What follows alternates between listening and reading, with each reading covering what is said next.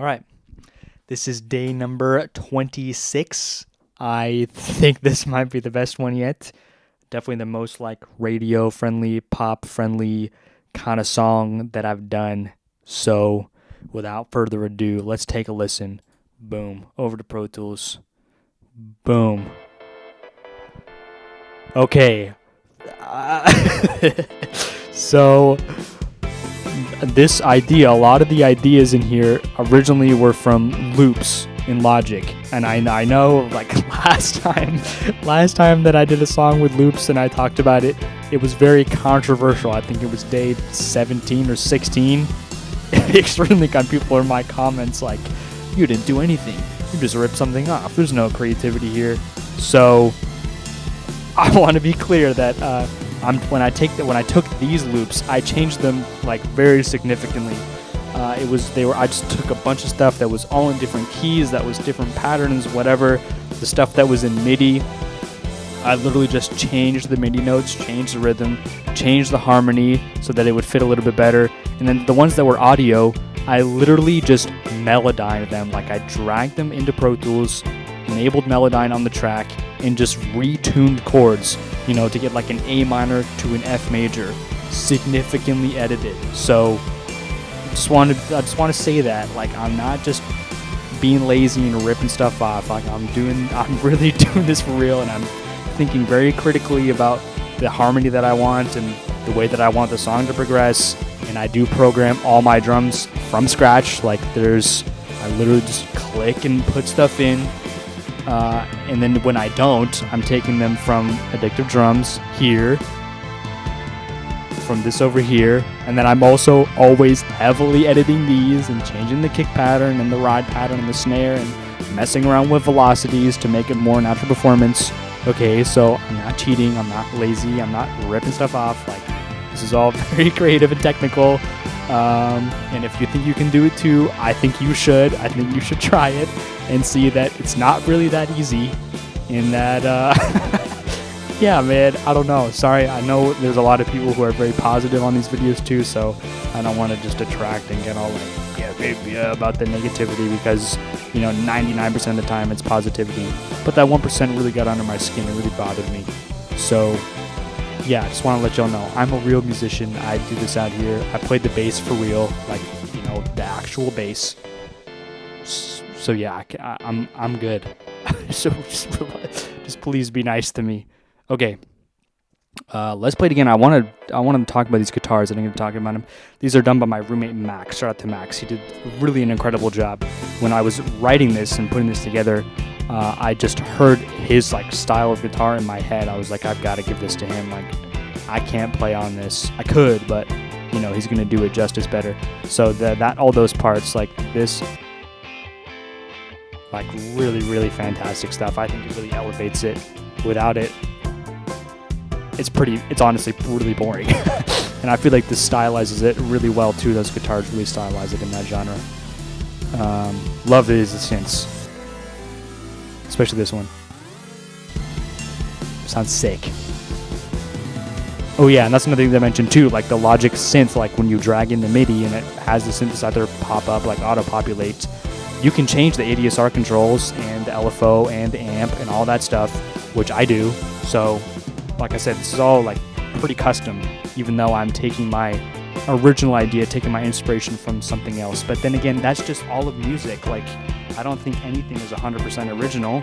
Even the songs that I write, from scratch, you could say are totally mine. I always have a reference. I always have a song that I'm trying to emulate. I always take a chord progression from something that I like and tweak it. I really am everything that I've ever listened to ever, and every musician I've ever played with, and everything I've been surrounded by. I'm literally just the sum of all those things in one person. I'm not an island. So, if you're upset about inspiration, and that's just music, man. That's just how it works. Okay. Now we go back to positivity. If you like these videos, thank you. I know there are a lot of people too who are constant viewers and constantly commenting and liking and all that stuff. So I really appreciate you. Thank you for always being positive. I appreciate it. It really makes my day when I wake up and I see a nice comment from somebody, or or especially the ones I've been getting recently, are like people are inspired to work themselves because of what they see me do. So I like that. I like hearing that kind of stuff, because sometimes there aren't anybody who inspires me. I just have to wake up and kick my own butt every day and try to write a song.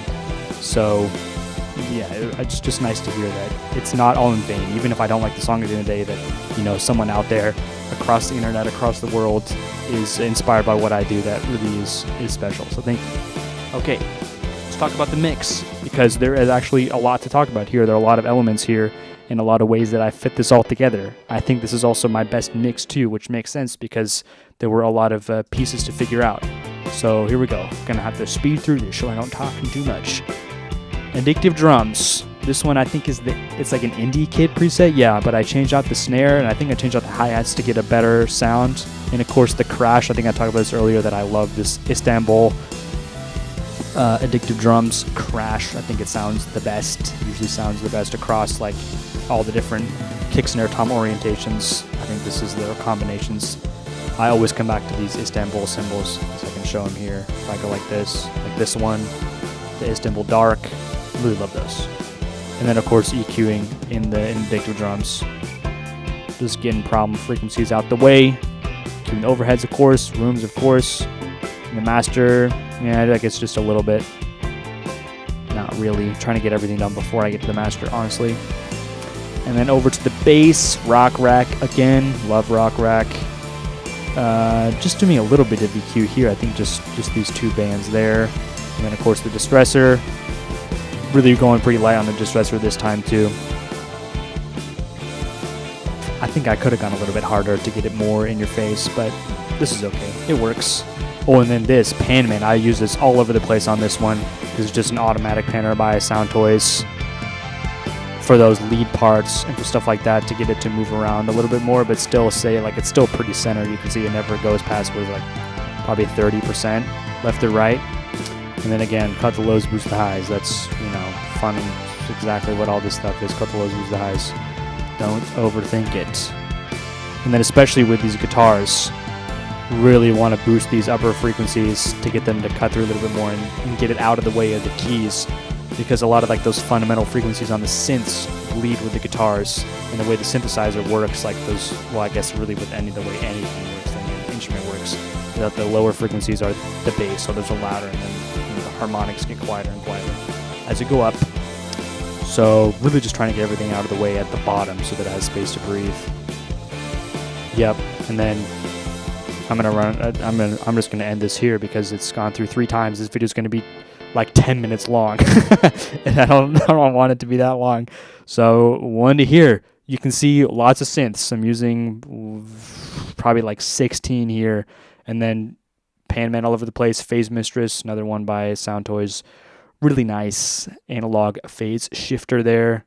And then yeah, cut the lows, boost the highs. That's literally every single track here is doing that. Okay, back over to me. Thank you for watching. In the description is my SoundCloud with all these songs if you want to listen to them just by themselves. And also in the description is a list of all the equipment and the plugins and the software that I use. If you're curious, if you want to try some of it out for yourself, I would recommend. I have never paid full price for a plugin or a piece of software or anything in my life. I recommend if you want to get some of these stuff like the plugin alliance things or Izotope or whatever, like even Slate stuff sometimes goes on sale. Just get on their mailing list. There's some secret game for you. Get on their mailing list and then wait till they go on sale. They'll always announce like, hey, we're having a huge sale, and you can get stuff for like $20. That's normally $300. That's what I've always done. I've slowly just acquired things throughout the years. So that's my advice. Okay, thank you for watching. Goodbye.